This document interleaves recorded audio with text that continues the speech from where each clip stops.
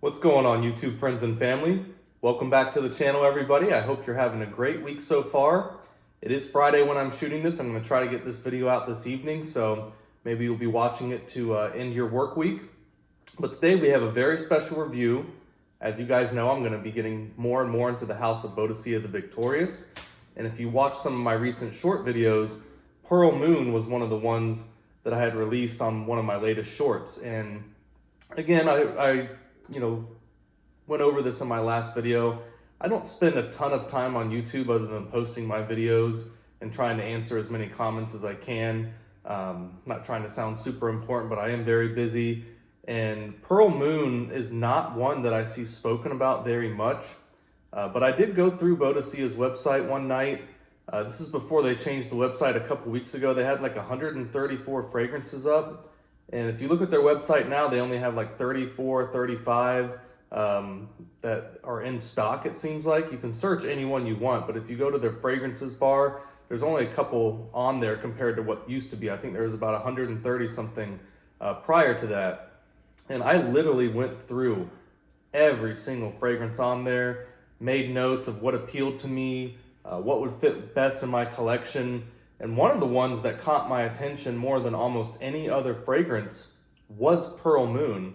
And it wasn't anything to do with really the story. I believe it was Qatar, and it was a celebration of when they gained their independence.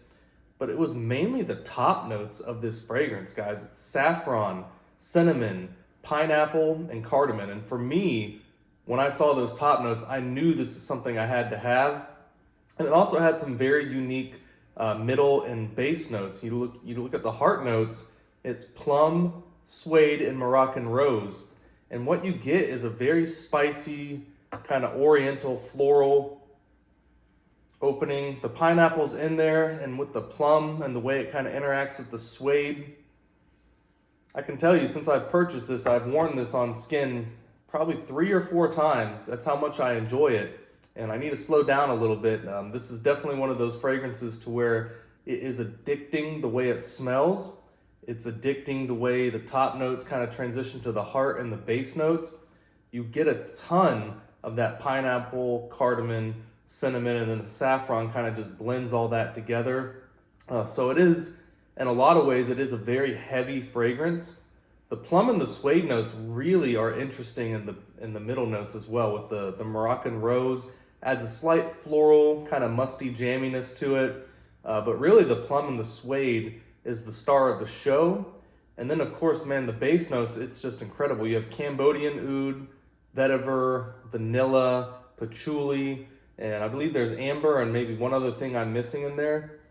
But I mean, if those notes that I just listed sound appealing to you, I would highly recommend getting a decant or a sample of this, or perhaps if you're feeling bold, maybe blind buy it. But this is one of the best ones I've tried from the house. And it's hard to compare them and say which I like the best because they all are so different. Like Alcif is completely different to anything that I've tried so far. Aqua Sapphire and Blue Sapphire, you may think that they would have some similarities. And even though those two could be worn in the same situation, they're just completely different fragrances. And the house of Boadicea is just an unbelievably deep and complex house. It's something to where they have very unique fragrances. They're going to have fragrances that some people may not like and other people may absolutely love. It may be their favorite fragrances. And that to me is always a sign of a good house. They're not really making anything generic or mass appealing, even though I think you could probably consider the DNA of Aqua and Blue Sapphire relatively mass appealing just because of the category they fit in. But man, Pearl Moon is just an absolutely special fragrance. I oversprayed the bottle. I got to clean it a little bit. I got some oil on there that stained the outside of it. That's just how potent and strong this stuff is. It lasts all day, guys. I mean, I don't like to get into specifics about longevity because that just depends on where you spray the fragrance, how much you spray, your environment. But for me, I'm getting like 12 to 14 hours of projection on this. And I mean, I can still smell it. Like most extracts and pure perfumes, I can smell it the next morning even after I've showered. So I think that just speaks to the quality of what they're doing over at Boadicea. And I mean, for the price, it should be that with the presentation that comes with it as well. You get a nice box. The bottles are obviously gorgeous. It's one of those bottles to where it's easy to hold. The atomizer is good. Very nice detail on there. It's something, again, that you would expect for that price point. But this house just continues to impress me. I've got quite a few more, I guess you could say, reviews on the way from that house. I don't want to spoil them, but I have a couple more from the Sapphire lineup. And it's funny because of all the notes I took down of the fragrances from Boadicea, I would say of the like 10 or so that I wrote down that I wanted to purchase, about half of them were from the Sapphire lineup. And even looking at the notes of Amber Sapphire and Oud Sapphire, those look incredible. Green, Violet, you guys already know that I have Tobacco Sapphire from a decant, and I'm looking to buy a full bottle of that soon as well. But they've just done a wonderful job with the entire lineup, but in particular, just when I went through all the fragrances, it seems like the Sapphire lineup really appealed to me between the blue, aqua, violet, green, tobacco. They just have a wonderful, wonderful lineup, especially in that Sapphire range. So be looking out for some of those reviews as well, because those are going to be coming up soon in the future as I purchase those. But this is just a house that I almost need to slow down a little bit because they are very expensive, and I do want to get to some other houses this year. But if you like something, you like something. And between Raja Parfums and Boadicea the Victorious, that's probably where the majority of my money is going to be spent this year, along with Unique Luxury and Xerjoff. But guys, if you have not tried Pearl Moon and those types of spicy, oriental, floral fragrances appeal to you, it really just does not get that much better than this. Man, it's fresh. The pineapple in there is not too overwhelming. It doesn't smell like a blue fragrance. I know a lot of blue fragrances have pineapple in the opening, but with the saffron, the cardamom, and the cinnamon, the pineapples there just kind of blend those spicy, earthy notes together.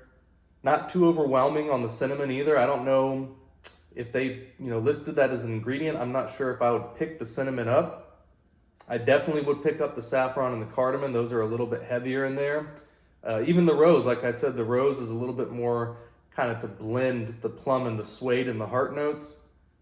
There is definitely a musty floral kind of jammy note in there, so you do pick up the rose a little bit as well. And then the dry down and the heart notes after about 8 to 12 hours is really where this fragrance shines. As much as I love the opening, I feel that's the case with a lot of Boadiceas. It definitely was for me with Blue Sapphire. Love that candied lemon orange opening, very friendly, very deep and rich. But Blue Sapphire with the oud and patchouli and the dry down, that's the star of the show. And for this one, it's more of the vetiver, the vanilla, and the oud for me. You get a little bit of the patchouli in there, but it's a little bit stronger on the oud, vanilla, and the vetiver for me. And it just is a beautifully blended fragrance. There's a lot of things that went into this and a lot of very strong notes. So it certainly took a skilled perfumer to do this, because it could have gone terribly wrong with the amount of stuff in this fragrance and how powerful it is. So guys, again, certainly worth a decant if those types of fragrances are worth it to you. I really, really enjoyed it. And I hope that this video helped you if you haven't heard a lot about Pearl Moon, because it's definitely worth at least trying to sample if that type of fragrance interests you. So I'll see you guys soon. I got a lot more from this house, and I can't wait to share it for you. Bye.